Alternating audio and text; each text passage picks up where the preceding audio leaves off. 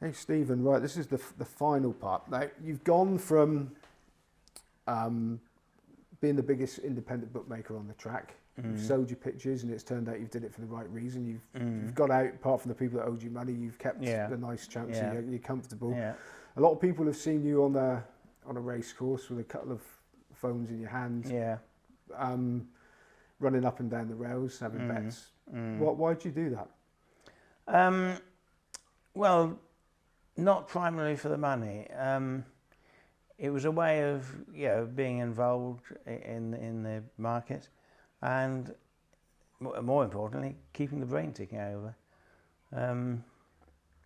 But yeah, I did make money. Well, not counting expenses, I made money because I felt I wanted to go racing anyway, so I didn't count the expenses. But I thought as long as I'm making some sort of profit, it's worth doing. And that was it really, the challenge of making it. Not many people make their betting pay, so I thought if I find a way of making it pay, however small the amount, that is quite a challenge. Now, even though my livelihood is being paid for largely by bookmakers, I must admit I'm baffled at their annoyance when somebody takes a price that they've offered and then spends it on making that a risk-free bet, rather than go and buy records with it. I don't see what the difference is. And you mentioned in your book, so you tell us what your opinion is. Well, it's I've always seen, well, rails bookmakers in particular, as the wholesale end of the business. And in other businesses, if wholesalers and manufacturers never dealt with anyone who was going to make a profit from what they were selling, the whole business would collapse. You need wholesalers to, for a business to work in general. And I used to take lots of money from Tic Tacs, knowing that the person that was having the bet through the Tic Tac was going to make a profit out of it. But if they wanted to take the price I was offering, and they were going to pay, which they always did, why should I worry about someone else making a profit out of it? But no one would dare knock you back on the rails, would they? Well, sometimes, yes, yeah. I remember one time at Ascot, there was one of the stronger bookies was, he appeared to be quite desperate to lay an odds-on shot. He was going slightly better odds than anyone else. Presumably he was light on it and time was running out to lay it. So I had a reasonable bet with him and laid it. Made a small profit on it, and then when it got beat I went to go and pay him, which I did, and he told me off for having a bet with him on a loser. So that shows, I think, that demonstrates how nonsensical that attitude is. Right, but somewhere where you wouldn't have that problem would be coursing. Now I've left this so you've got plenty of time to tell us. It's obvious from your book that you're absolutely passionate about coursing and you love coursing. Can you tell us, for people that don't know what it is, first of all, and what it is about coursing that grips you so? Well, I always think it's the real thing compared to greyhound racing.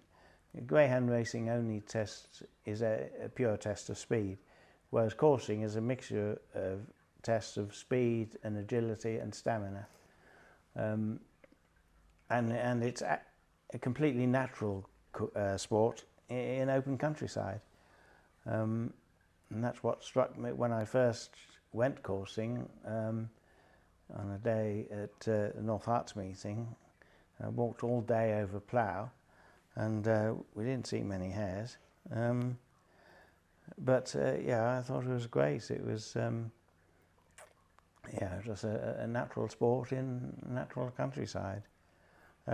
But it consists of 2 dogs at a time running after a live hare, and there's a judge who awards points according to a set scale for the speed and agility of each greyhound. And then when the hare gets away, he pulls a flag. dogs wear a red or a white collar, and he pulls a red or white collar flag according to which he thinks has won. And it's run on a knockout business, and the Waterloo Cup, which is the derby of coursing, that's for 64 dogs over 3 days. So they run twice each day, at least the winner does. They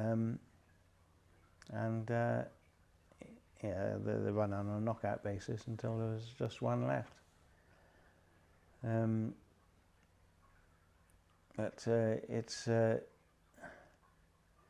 It's taken me all over the country, and met a lot of worthwhile people, and also I enjoyed, because I was the only bookie at a lot of meetings.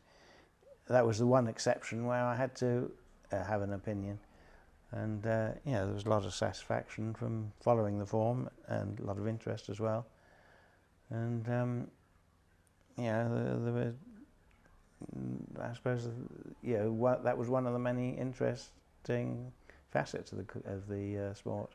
That's preempted my next question there. You had to study the form to survive, and I think it's in the foreword of your book where it's mentioned that a chap's come out of the crowd and £600, I'll have some of that at 6 to 4 on. I mean, you really had to be confident in your pricing. Yes. So how hairy was it at those sort of places? You'd have been quite young as well when you first started to do it. Yes, yeah. So is it not? You were never intimidated? No.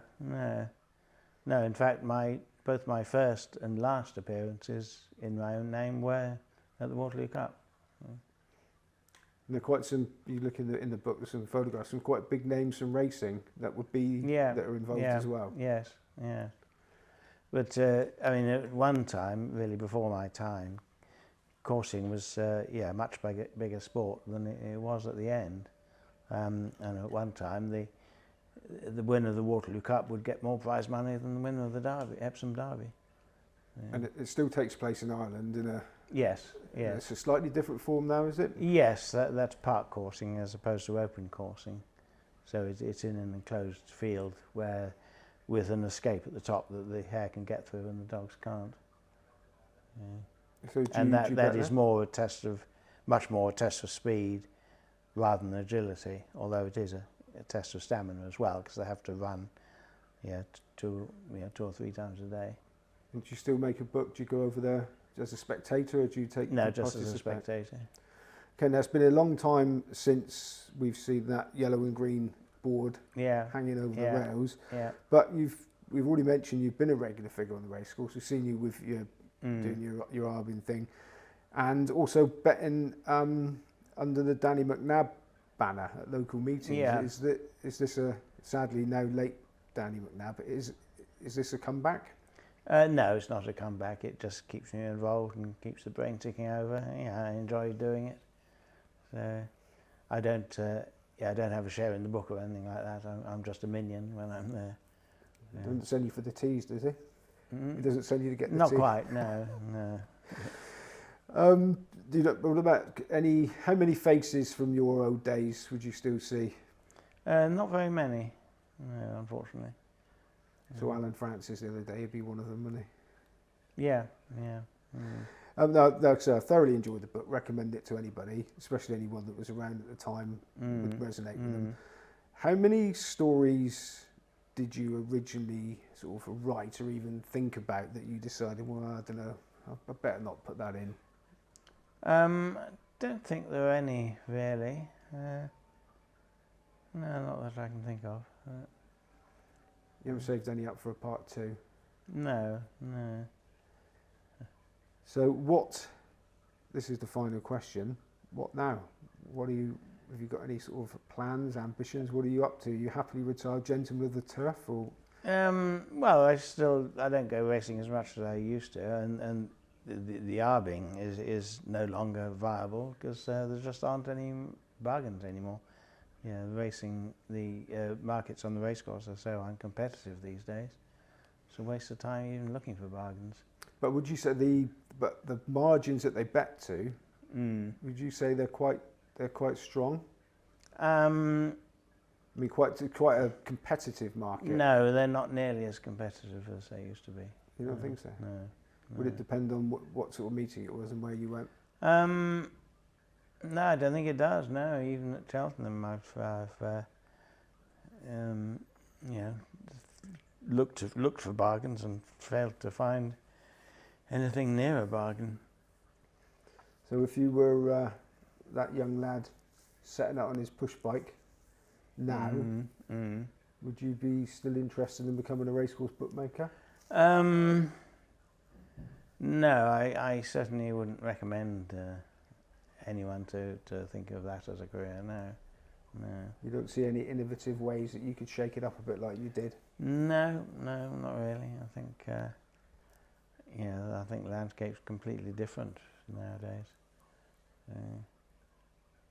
I mean, I'm sure there's people who make money. They keep coming, so I presume they're making a profit. But it's so different from the way that I used to bet. I couldn't come back and bet like that now. Just wouldn't work. Well, why wouldn't it work? Well, because there aren't the punters around, the larger punters around. It's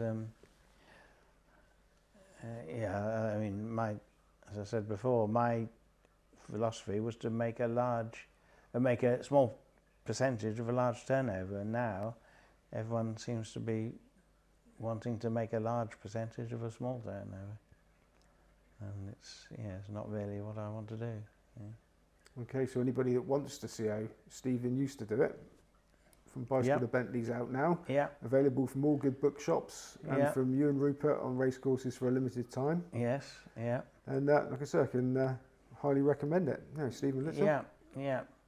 I nearly put a addition to the title and back again, but because I still use the bike, but not as much. I don't think I'll be cycling to Perth again somehow. Buy the book. You can't expect Stephen to cycle to Perth. Stephen Little, thank you very much. Okay, thank you.